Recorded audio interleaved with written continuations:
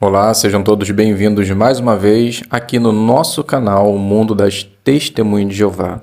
Espero de coração que esteja tudo bem com vocês e com seus familiares. Nesse vídeo nós estaremos considerando o estudo bíblico de congregação da semana 9 a 15 de janeiro. Então vamos para o nosso vídeo.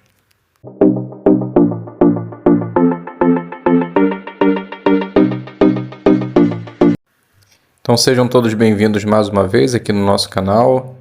Espero que esteja tudo bem com vocês, com sua família e que Jeová sempre possa estar nos abençoando.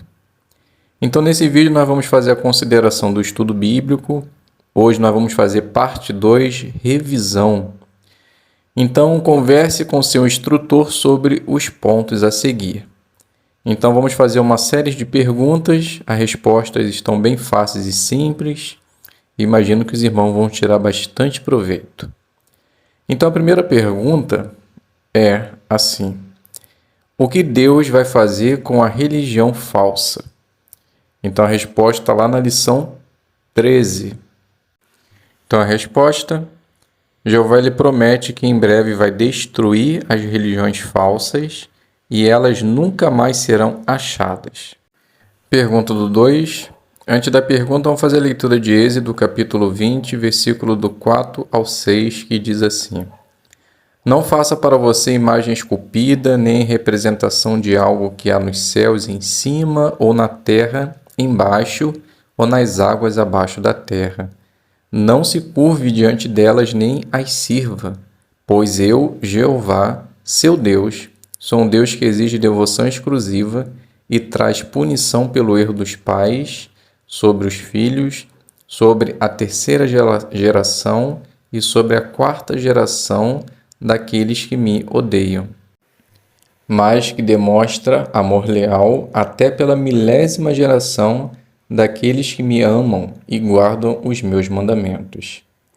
Então a pergunta: será que Jeová gosta que as pessoas usem imagens para adorar a Ele? Então a resposta é não.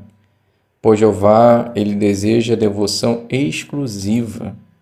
E de acordo com o texto, ele pede que não façamos imagens de nada que há no céu, na terra ou debaixo de água, mas devemos adorar somente a Deus com devoção exclusiva. A terceira pergunta: quem é Jesus? Então a resposta: Jesus é o Filho de Deus, o Rei do reino de Deus, aonde em breve eliminará todo o mal, e findando isso, ele entregará novamente o reino ao seu Pai. Pergunta do 4. Que qualidades de Jesus você mais gosta? Então a resposta: eu aprecio muito a qualidade do amor que ele tinha para com as pessoas. Jesus ele colocava os interesses das pessoas até mesmo na frente do dele. Às vezes, mesmo cansado, ele tirava tempo para instruir, ajudar, curar as pessoas que passavam por necessidade. Então essa é uma qualidade excelente que todos nós possamos e podemos aplicar, tirar como exemplo e praticar na nossa vida como cristão. Agora a pergunta do 5, vamos fazer a leitura de João, capítulo 13, versículo 34 e versículo 35, que diz assim: Eu lhes dou um novo mandamento, amem uns aos outros, assim como eu amei vocês, amem também uns aos outros. Por meio disto, todos saberão que vocês são meus discípulos, se tiverem amor entre si. E Atos 5,42 diz assim: E todo dia, no templo e de casa em casa, continuavam sem parar a ensinar e a declarar as boas novas a respeito do Cristo Jesus. Então a pergunta: quem são os cristãos verdadeiros hoje? Como você sabe que eles são cristãos de verdade? Então a resposta: os cristãos verdadeiros hoje são aqueles que praticam o que a Bíblia pede, seguindo os passos de Cristo. Aqueles que ensinam a verdade, praticam ela na sua vida como cristão e demonstram que realmente servem a um Deus. E como sabemos que eles são cristãos de verdade? Porque eles praticam aquilo que a Bíblia ensina. Então, toda a sua vida como cristão é pautada em cima das orientações da Bíblia Sagrada. Então, se uma pessoa pratica o que a Bíblia ensina, ela é considerada um cristão de verdade. A pergunta do 6: quem é o líder da congregação e como ele cuida dela? Então, a resposta: Jesus é o líder da congregação. E ele cuida dela por designar os 144.000, que tem como objetivo alimentar o povo de Deus aqui na terra. Também designa anciãos para que possam cuidar das congregações. Então, essa é uma maneira de Jesus, como líder da congregação, cuidar do povo aqui na terra. O ponto 7, vamos fazer a leitura de Mateus 24:14 e depois a gente faz as perguntas. Então, o texto diz assim: e estas boas novas do reino serão pregadas em toda a terra habitada, em testemunho a todas as nações, e então virá o fim. Então a pergunta: como essa profecia está se cumprindo hoje? Então a resposta: as testemunhas de Jeová, de uma forma organizada, elas pregam de casa em casa, nas ruas, aonde quer que tenha pessoas, e fazem isso em mais de 1.000 línguas. E todas as testemunhas de Jeová, elas têm a obrigação de pregar. Então a gente consegue perceber que realmente essa profecia está se cumprindo hoje. A segunda pergunta: para quem você já falou sobre as boas novas? Então, na verdade, respondendo essa pergunta, nós podemos falar para qualquer tipo de pessoa, para desconhecido, para familiares, pessoas de nossos trabalhos, nossos amigos de escola, não importa aonde seja, nós temos a obrigação de levar essa mensagem para quem quer que seja. Dando continuidade, agora à pergunta do 8. Você acha que o batismo é um alvo que vale a pena ter e por quê? Bem, então a resposta, podemos dizer com certeza, é um alvo primário na nossa vida. Por quê? Porque à medida que vai aumentando o nosso conhecimento a respeito do Deus Jeová, o nosso coração vai fazer com que tenhamos a disposição de falar a respeito dele para outras pessoas. E para que possamos fazer isso de uma maneira mais zelosa e principalmente demonstrando exatamente aquilo que Jesus fez antes de começar o seu ministério, que foi se batizar no Rio Jordão, nós também precisamos nos batizar. Porque o batismo é uma forma de demonstrar que a partir daquele momento, depois da oração de dedicação, que você está entregando a sua vida por completo para fazer a vontade de Jeová. Então você mostra para todos que a partir daquele instante do seu batismo, você está pronto para negar a si mesma e seguir para sempre os ensinamentos e o exemplo de Jesus. A pergunta do 9: como você pode se proteger de Satanás e os demônios? Então a resposta: nós aprendemos que Satanás e seus demônios foram anjos rebeldes que se opuseram, à orientação e à vontade de Jeová e começaram a decidir por si próprio o que fazer. Então Satanás ele começou a enganar as pessoas.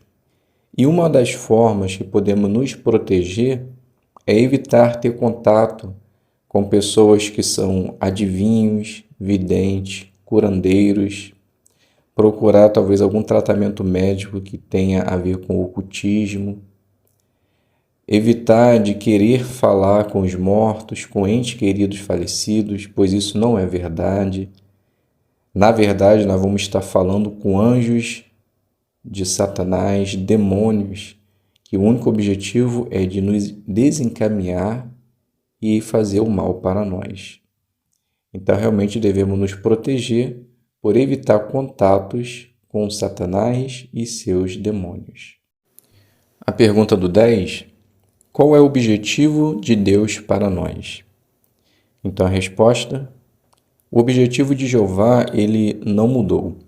Assim como ele queria que a terra fosse um jardim, com o objetivo de morarmos nela, cultivarmos o solo e vivermos em paz e segurança, esse ainda é o objetivo de Jeová. E ele quer que nós realmente estejamos lá quando isso acontecer. Então nós precisamos acreditar no resgate, na ressurreição de Cristo, aplicar e aceitar tudo que a palavra de Deus nos orienta a fazer, para que assim nós possamos estar vivendo de um modo que agrade a Deus e lá no futuro nós possamos receber essa maravilhosa bênção que todos os seres humanos que forem fiéis a Jeová receberão. Então o objetivo de Deus é transformar a terra num paraíso e viver lá seus servos fiéis para sempre. A pergunta do 11: por que os humanos sofrem e morrem? Bem, a resposta eu imagino que todos saibam, né? Mas vamos lá. Então a lição 26 nos ensinou que a maldade, ela surgiu a partir do momento que Satanás se opôs a Jeová. Queria tomar suas próprias decisões. Isso fez com que ele atraísse Adão e Eva para o pecado. Feito isso, todos os seres humanos também, quando nascem com pecado. É por isso que nós temos tanto sofrimento e morremos. Por quê? Porque somos filhos de Adão e Eva, pecadores, temos pecados, mas infelizmente, enquanto o reino de Deus não vier, nós iremos ainda continuar a morrer e a sofrer. Então, o único ponto e objetivo na vida que nós temos é seguir as orientações de Deus, acatar os mandamentos de Jesus, acreditar no resgate, na ressurreição, fazer a vontade de Jeová, para que assim, mais uma vez, possamos estar entre aqueles que receberão essas maravilhosas bênçãos de Jeová. A pergunta do 12, nós vamos fazer a leitura de João 3,16, que diz assim: porque Deus amou tanto o mundo, que deu o seu Filho unigênito, para que todo aquele que nele exercer fé não seja destruído, mas tenha vida eterna. Então a pergunta: o que Jeová fez para nos salvar do pecado e da morte? Então a resposta, de acordo com o texto, Deus ele enviou o seu Filho à Terra para que ensinasse a mensagem de salvação, fizesse o povo, o mundo, conhecer melhor a Deus e mostrar como os seres humanos podem alcançar a vida eterna. Então precisamos reconhecer a Deus, reconhecer a Cristo, acreditar no resgate, para que assim possamos ser beneficiados dessa rica bênção que Jeová quer dar a todos os seres humanos. Pergunta do 13, vamos fazer a leitura de Eclesiastes 9:5, que diz assim: pois os vivos sabem que morrerão, mas os mortos não sabem absolutamente nada. Não tem mais recompensa, porque toda lembrança deles caiu no esquecimento. Então a pergunta do 13, o que acontece quando morremos? Então a resposta: Jesus ele comparou a morte a um sono, mostrando que a pessoa quando morre, ela está dormindo profundamente, ou seja, ela não sente mais nada, ela não sente dor, ela não está sofrendo, não sabe absolutamente nada. Então a pessoa não fica vagueando no espaço sideral, atormentando as pessoas que fizeram talvez mal para ela em vida. Simplesmente ela está morta, descansando, como se fosse um sono. A segunda pergunta: o que Jesus vai fazer por bilhões de pessoas que já morreram? Bem, de acordo com João 5, 28 e 29, Jesus ele tem o desejo, o poder e a vontade de ressuscitar a todos, uns para uma ressurreição de vida, outros para a ressurreição de julgamento. O ponto é, Jesus irá ressuscitar as pessoas. e aqueles que forem aprovados nesse julgamento terão a bênção de viver para sempre no paraíso na terra. Pergunta do 14. Por que o reino de Deus é melhor do que qualquer outro governo? Então a resposta, bem, só o fato de saber que Jesus é o rei do reino de Deus, com certeza não tem nem comparação com os governos atuais. Jesus ele é uma pessoa amorosa, ele esteve na terra como ser humano, passou por todas as dificuldades que as pessoas hoje passam. Então, nada melhor do que o próprio para ter conhecimento, sabedoria e saber o que nós passamos, para que assim possa nos julgar de uma maneira justa e possamos ser beneficiados desse julgamento. Pergunta do 15. Você acredita que o reino de Deus já está governando? Por quê? Quando ele começou a governar? Então a resposta, sim. Acreditamos que o reino de Deus já está governando. Por quê? Porque a partir do momento em que Jesus começou a governar, tudo que antes já acontecia piorou ainda mais, tanto em guerra, calamidade, fome, pestilência.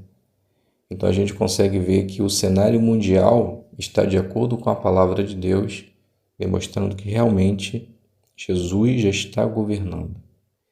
E ele começou a governar de acordo com a palavra de Deus e com aquilo, que o escravo fiel e prudente ensina a partir de 1914. Então foi a partir dessa data que Jesus ele começou a reinar. Então, meus queridos e amados irmãos, chegamos ao fim dessa consideração. Percebam que são perguntas fáceis, como se fosse uma prova, Estamos preparados para responder a todas. Se você tem dúvida em alguma delas, perceba que cada final da pergunta está aí a lição onde a resposta se encontra, tá bom? Então você pode dar lá também uma olhadinha para talvez, se você quiser dar um outro tipo de comentário. Então finalizamos por aqui. Obrigado a todos pela presença. Fiquem todos com a paz de Deus e até um próximo vídeo, se Deus quiser.